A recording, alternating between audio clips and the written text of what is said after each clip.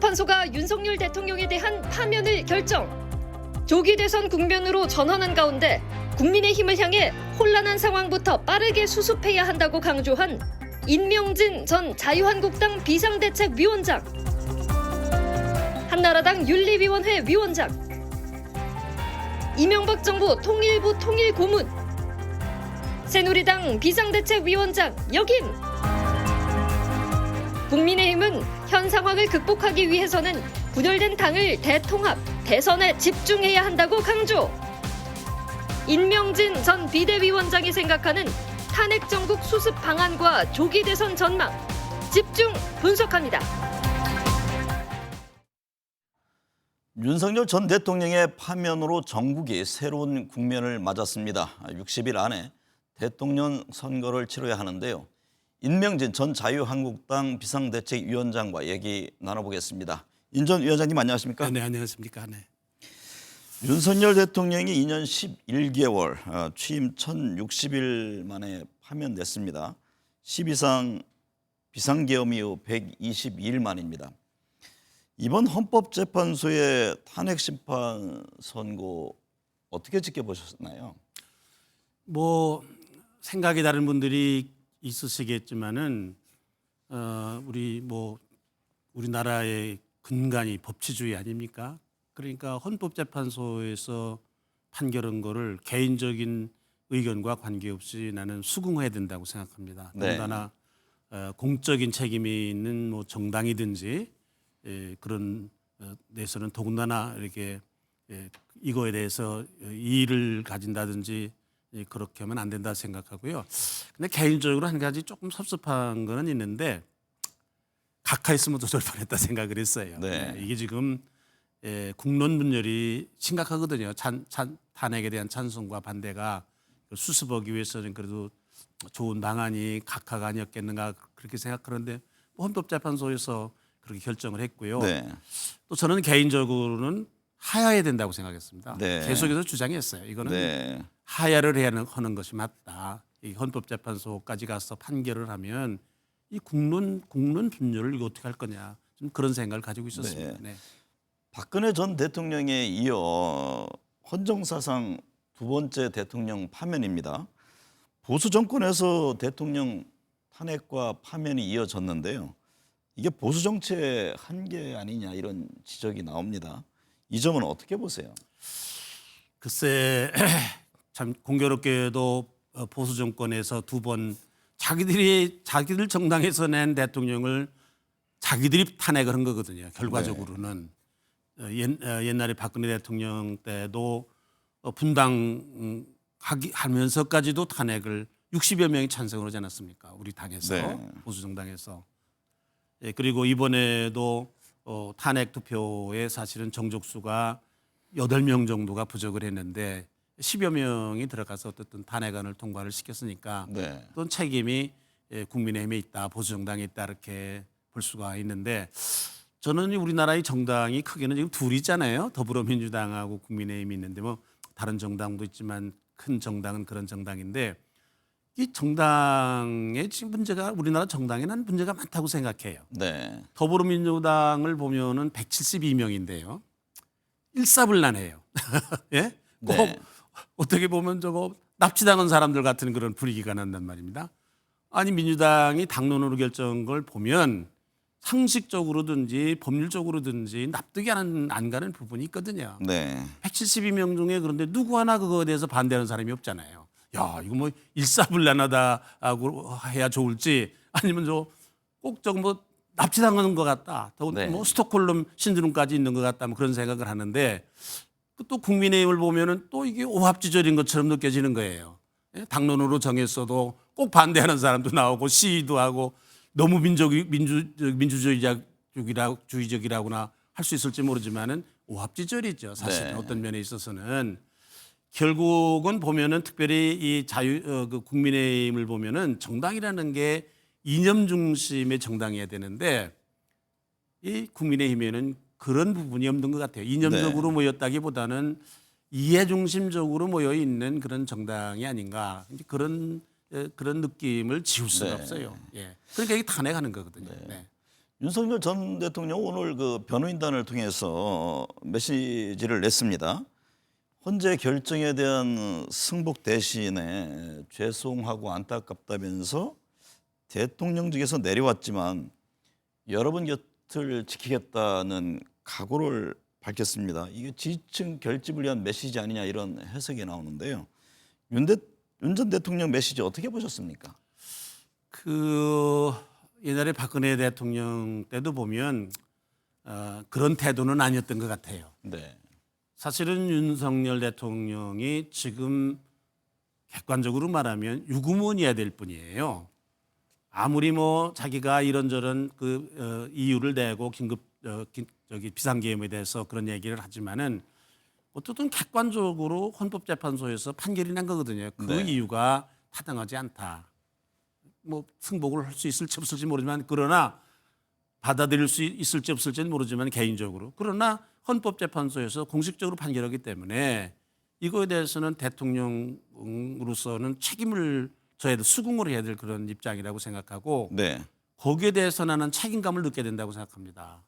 뭐 저 비상계엄 때문에 120일 4개월 정도가 됐잖아요. 네. 그동안에 우리나라가 얼마나 어려웠습니까? 국내적으로 그거 우리나라가 지금 국익에 손해가 온 거는 그건 아마 무슨 돈의 가치를 환산할 수 없는 또 되돌이킬 수도 없는 그런 피해가 있었을 거라고 생각해요. 네. 국민들에게도 실제로 있고요. 지금 뭐 경제가 지금 얼마나 지금 어려운지요. 이런 거에 대해서 본인이 이거는 사실은 대통령으로서 어떻든지 간에 책임을 져야 되는 거거든요. 네. 더군다나 이 탄핵이 정당하지 않다라는 비상계엄이 정당하지 않다라는 이런 헌법재판소의 판결이 나왔으면 이거에 대한 책임을 통감을 하고 적어도 뭐 속으로야 어떻든지 간에 형식적으로라도 자기 책임을 인정을 하고 지금 이런 상황 속에서 해야 될 자기의 행보가 뭔지를 심사숙고해서 네. 했어야 될 일이라고 생각합니다. 네.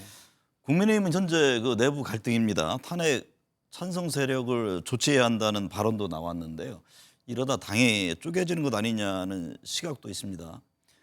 인 위원장께서는 2017년 3월 박근혜 전 대통령 파면 직후 당시 자유한국당 비상대책위원장을 맡아서 당내 혼란을 수습하기도 했는데요.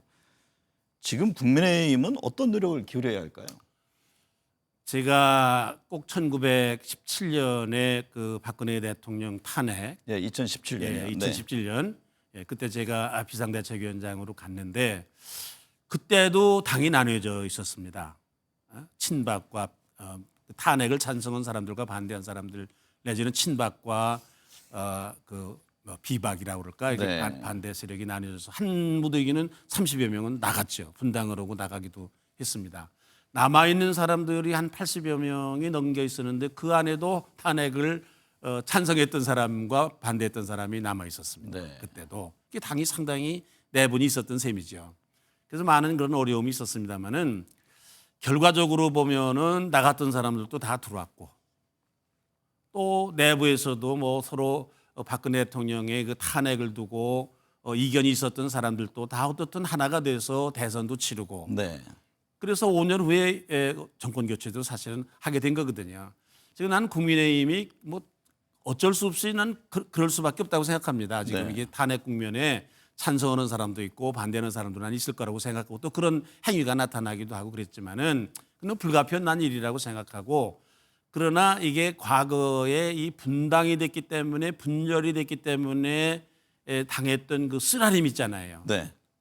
이게 분열의 학습을 톡톡히 한 그런 정당입니다. 그래서 나는 뭐 분당이 된다든지 네. 그렇지는 않을 거로 생각하고 그 바라는 거는 빨리 그걸 수습해야 된다고 생각합니다. 지금 무슨 뭐 탄핵을 네. 찬성했다 반대했다 그걸 따질 상황은 아니고요.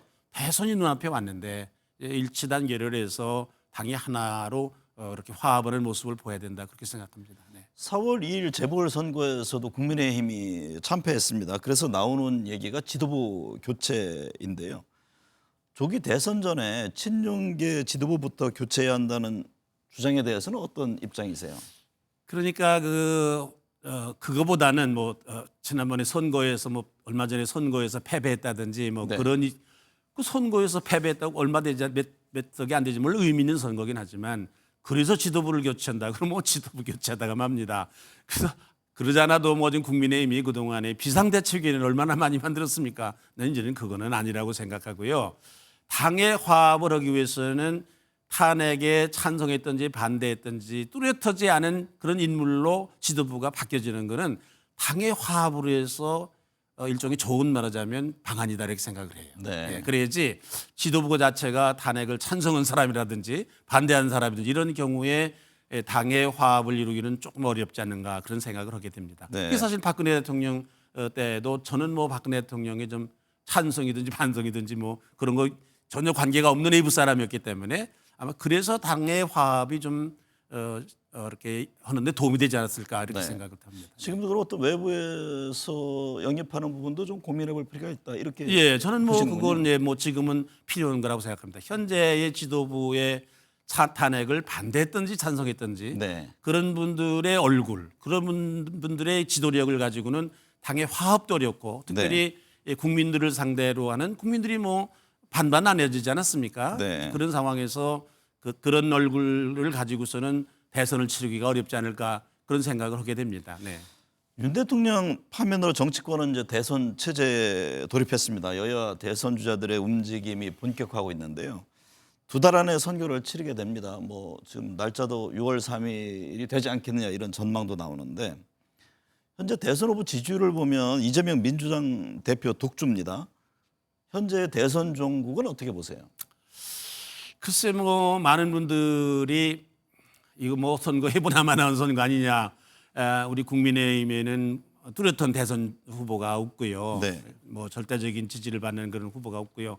뭐 이재명 대표는 오래전부터 대선 후보 자리를 굳혔고 계속해서 뭐 1등을 그 지지율을 유지를 하고 있는 상황이니까 많은 분들이 뭐 이재명 대표가 대통령이 되는 게 뭐 지금 거의 확정이 되지 않았느냐 그렇게 생각을 하는 분들이 많이 있는데 저는 뭐 그거에 대해서 상당히 조금 다른 생각을 가지고 있습니다. 우선 뭐 지난 주일인가요? 뭐 갤럽 여론조사에 보니까 이재명 대표보다도 많은 지지율을 받은 사람이 있어요. 무당층이라고. 네. 38% 받은 것 같더라고요.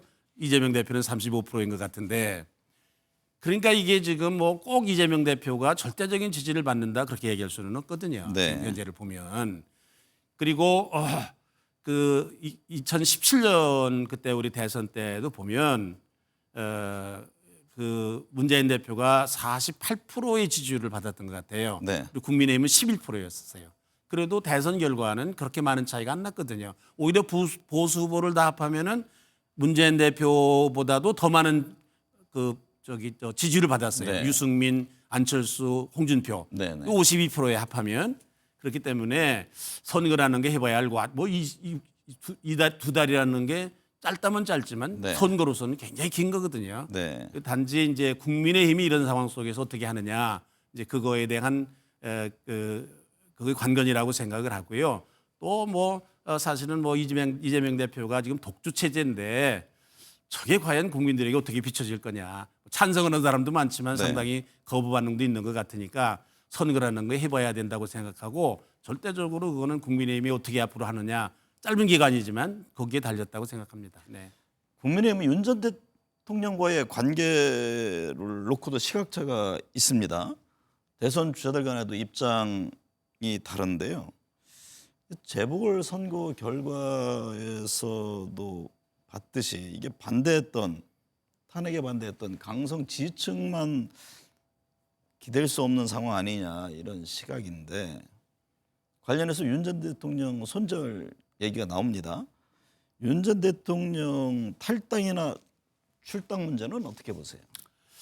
제가 비대위원장 할 때도 박근혜 대통령에 대한 출당 징계 문제가 아주 뜨거운 감자였습니다. 그랬죠. 예, 많은 분들이 뭐 저에게 징계를 해야 된다 이제 그런 말도 있었습니다만은 저는 이런 그 전직 대통령에 대한 그런 정치적인 책임으로 탄핵을 당하는 것으로서 이 문제를 매듭을 져야지 당에서까지 징계를 논의하는 것은 저는 바람직하지 않다. 근데 당시에 그렇게 생각을 했고요. 그래서 저는 박근혜 대통령에 대한 징계는 저는 정말로 몸으로 막았습니다. 상당한 비난도 받았고 제가 어려운 그런 상황에도 있었지만 저는 그런 소신을 굽히지 않았고 지금도 난 마찬가지라고 생각합니다. 비교할 일은 아니지만 난 더불어민주당에서 전직 뭐 대통령이든지 누구에 대해서 나중에 징계를 한다는 난 그런 얘기 못 들어봤습니다. 네. 네.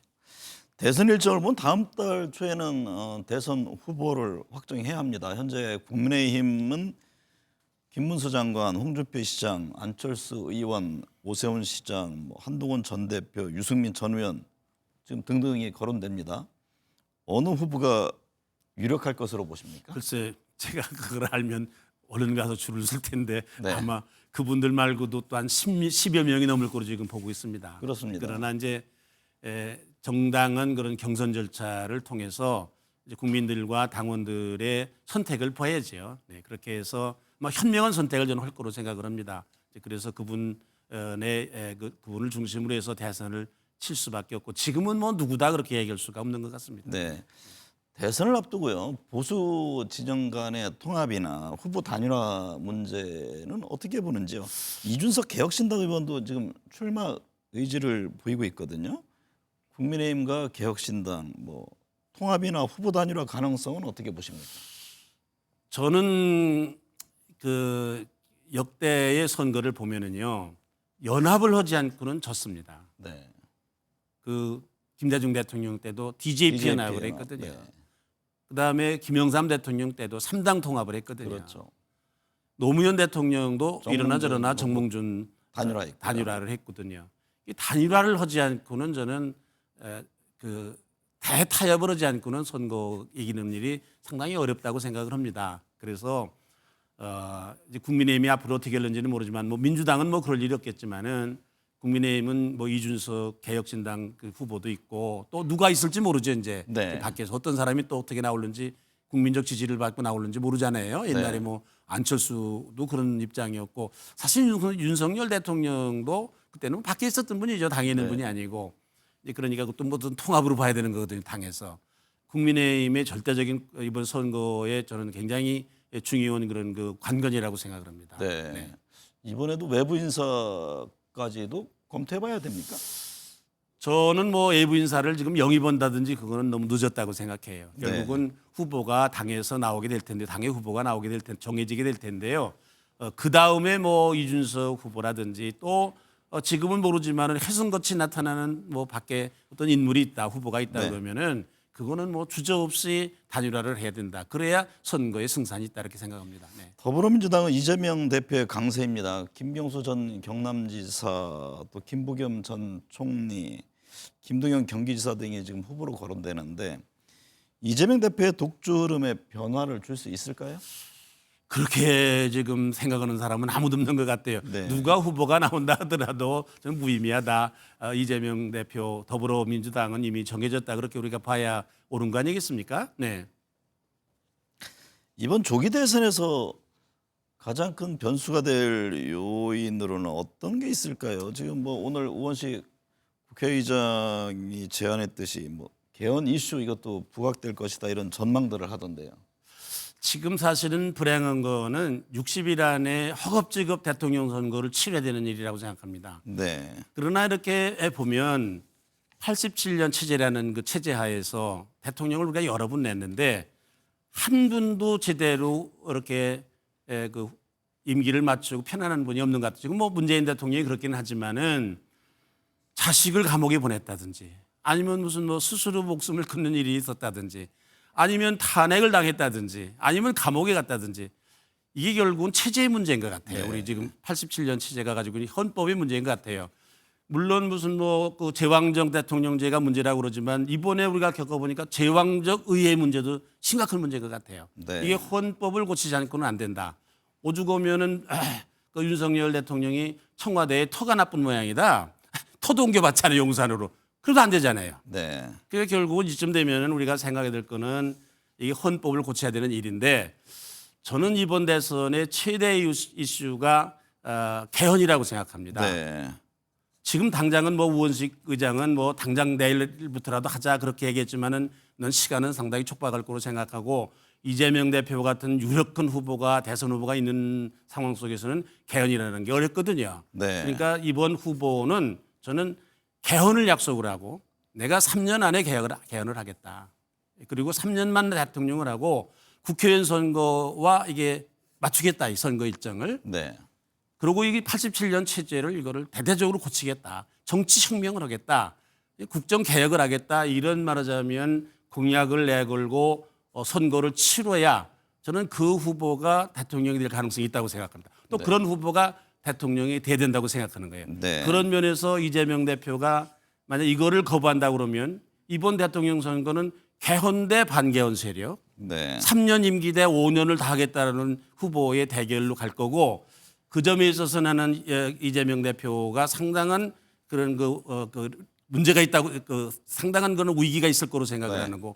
그 점에 있어서 국민의힘에 찬스가 있다고 생각합니다. 기회가 네. 있다고 생각합니다. 네. 네, 그래서 이번 대선은 이걸 놓고 해야 된다 이렇게 생각합니다. 네. 개헌 문제를 놓고 해야 된다. 네. 트럼프 미 대통령의 관세 정책 충격으로 전 세계 금융시장이 요동치고 있습니다. 차기 대선을 차분히 준비하면서도 우리 경제에 직격탄이 되고 있는 대외 변수를 챙기는데 소홀히 해서는 안 되겠습니다. 오늘 함께해 주셔서 감사합니다.